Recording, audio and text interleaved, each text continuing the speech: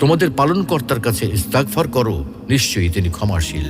যদি তোমরা ইস্তেগফার করো তাহলে তিনি তোমাদের জন্য প্রচুর পরিমাণে বৃষ্টি বর্ষণ করবেন আর তোমাদের ধন সম্পদ ও সন্তান সন্ততি বৃদ্ধি করবেন, তোমাদের জন্য বাগ বাগিচা দান করবেন।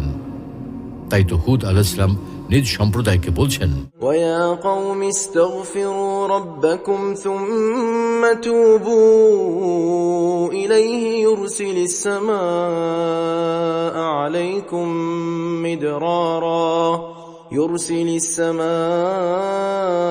عَلَيْكُمْ مِدْرَارًا وَيَزِدْكُمْ قُوَّةً إِلَى قُوَّتِكُمْ وَلَا تَتَوَلَّوْا مُجْرِمِينَ। হে আমার সম্প্রদায়, তোমরা তোমাদের রবের কাছে ইস্তেগফার করো, তার কাছে ফিরে আসো। তিনি তোমাদের প্রতি মুষলধারে বৃষ্টি প্রেরণ করবেন, তোমাদের শক্তিকে আরো বাড়িয়ে দেবেন। সুতরাং তোমরা অপরাধী হয়ে